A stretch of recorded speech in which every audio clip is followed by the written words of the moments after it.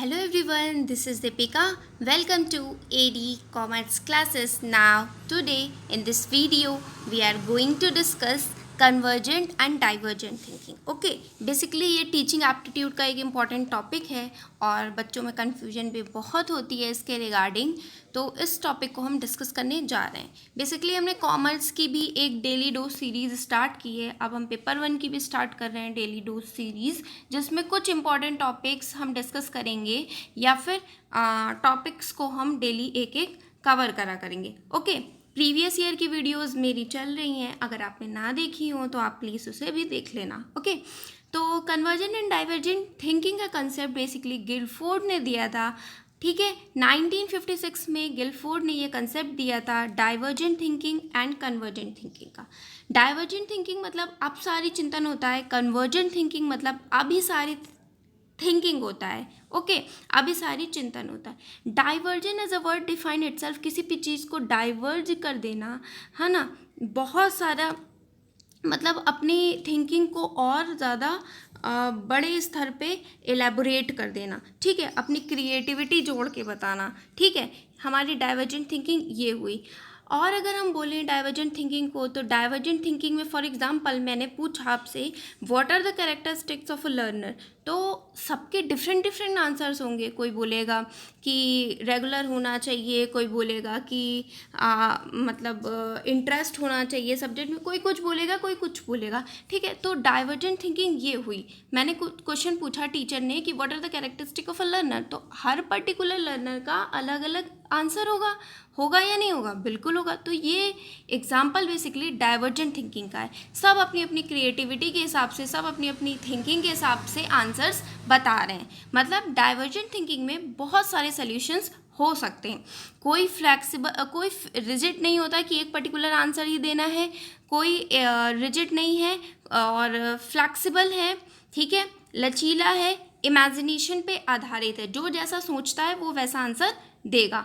Subjectivity involve है और इसमें बेसिकली एक्सप्लोरेशन और ब्रेन स्टॉर्मिंग आती है। मतलब एक्सप्लोरेशन इन द सेंस मैंने पूछा, मैं आपसे पूछूं, फिर किसी और लर्नर से पूछूं, फिर किसी और लर्नर से पूछूं, सबके डिफरेंट डिफरेंट आंसर होंगे। सब अपने अपने ब्रेन स्टॉर्म करके, मतलब अपना अपना दिमाग लगा के, अपने अपने आइडियाज़ लगा के आंसर्स देंगे what are the characteristic of a learner. ठीक है, तो मतलब ये हुआ कि सब्जेक्टिविटी इन्वॉल्व है।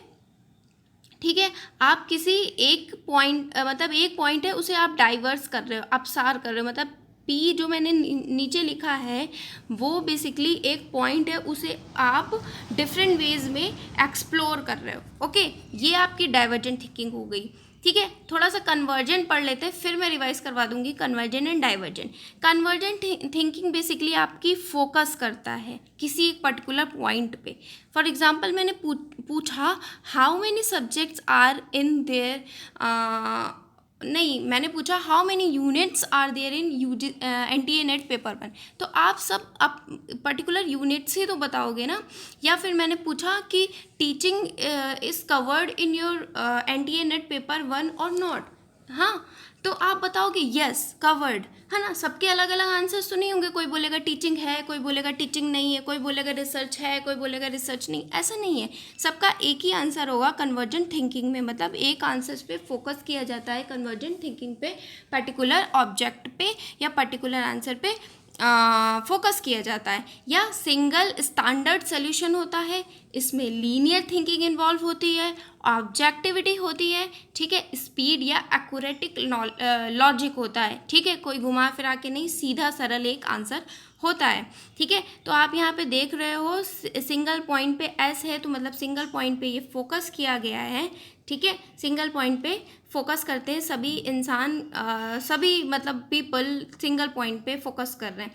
फिर से मैं बता देती हूँ भाई, डाइवर्जेंट थिंकिंग में आप अपनी क्रिएटिविटी लगा के आंसर को एक्सप्लोर कर सकते हो, बढ़ा चढ़ा के लिख सकते हो, जैसे सोशल साइंस के आंसर हो गए। कन्वर्जेंट थिंकिंग में मैथ्स रख लो कि मैथ्स में a + b का होल स्क्वायर, a + b का होल स्क्वायर ही आप लिखोगे, वरना कट हो जाएगा। ठीक है, डाइवर्जेंट थिंकिंग में आपने what are the characteristic of a learner लिख दिया, अकबर के बारे में लिख दिया, कुछ भी लिख दिया, वो आपकी डाइवर्जेंट थिंकिंग हो गई, ठीक है। तो आई होप आपको छोटा सा पॉइंट अच्छे से समझ में आ गया होगा। स्टिल अगर आपको कोई भी डाउट है तो आप मुझे बता देना कमेंट सेक्शन में, मैं रिप्लाई भी कर दूंगी, ठीक है। और मैं अपना बेस्ट पॉसिबल आपको प्रोवाइड कर रही हूँ एफर्ट्स। सो वीडियोस पसंद आए तो please like share and subscribe करना ना भूलिएगा। So it was in this video, meet you in my next video, till then stay happy and keep learning guys.